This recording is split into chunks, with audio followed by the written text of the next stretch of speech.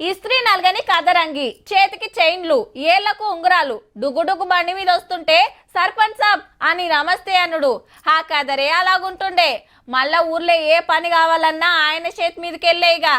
గీసొంటి మర్యాద నాకు కూడా కావాలని చాలా మంది పోటీ పడతారు.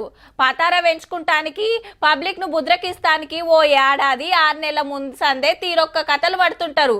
కానీ ఇప్పుడు ఎట్లున్నదో ఎరికేనా? హోల్రాల్లో హుషారు లేదు, సర్పంచ్ ఎలక్షన్ లో సప్పులు లేదు. నెల 2 నెలల ఓట్లను ప్రచారం అవుతున్నా జోషాగు పడతలేదు. పంచాయతీ ఎన్నికలకు పైసల బుగులు పట్టుకున్నది. మళ్ళా ఇంత దగ్గరకు వచ్చినందుకు ఈ పాటికి క్యాండిడేట్లను ఎన్నుకున్నాడు. లోపల ప్రచారము, పదవి అర్రాస్పాటలు, బెట్టింగ్లు, సిట్టింగ్లు గట్టిగా ఉండాలి.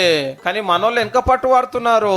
ఎంతైనా పెట్టి గెలుస్తానికి తయారున్నారు. కానీ గెలిచినాక ఏమైతుందో అని అదురు చూస్తలేరు. మరి మాజీ సర్పంచ్లో రామగోస్ ఎట్లున్నదో, అప్పులు తెచ్చి ఆడోళ్ళ పుస్తలు కుదవబెట్టి ప్లాట్లు అమ్మి భూమి జాగాలు తూర్పాల పట్టి ఊళ్ళను ఉద్ధరిస్తే మీదికెళ్ళి బిల్లులు రాక మిక్కటంగా అవట్టే బాకీలు కట్టలేక 5 ఏళ్ల 60 మంది పానాలు తీసుకున్నారంటే చూడండిగా.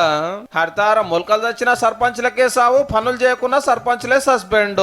బెంకు లోన్లు తెచ్చి ట్రాక్టర్లు కొనిస్తే నెల కిస్తీలు కట్టలేక సుక్కలు చూసిండ్రు. హర్రాస్పాటల పదవి గెలిచిన వాళ్ళు ఊరికి భూమి జాగాలు ఇచ్చాగమైతే కొందరు వాచ్మెన్లు, సెక్యూరిటీ గార్డులు కైకిల్కి ఓవట్టేరే. 1300 కోట్లు పెండింగ్ లో పెడితే ఈ సర్కార్ వచ్చి 750 కోట్లు పంపినా అందరూ ఇంకా కూడా కొట్లాడుతూనే ఉన్నారు. ప్రజలతో ఎన్నుకోబడి ఒక 5 సంవత్సరాలు ప్రజల కోసం పనిచేసి అప్పుల పాలై భార్యల మీద పుస్తకాలు బంగారం అమ్ముకొని సకాలంలో బిల్లు రాక భార్య పిల్లల మీద ఉన్నటువంటి బంగారాన్ని కుదబెట్టి కూడా ఆస్తులను కూడా అమ్ముకొని భూమి జాగాలను అమ్ముకొని గల్లీలో పనులు చేసిన వాళ్ళు అప్పుల పాలైతే ఎలక్ట్రోల్ పోయి ఢిల్లీలో అవార్డులు తెచ్చుకున్నారు. అంత మా గొప్పతనమేనని ఆఖరికి అసెంబ్లీలో కూడా లొల్లాయే పాత బిల్లు మీద.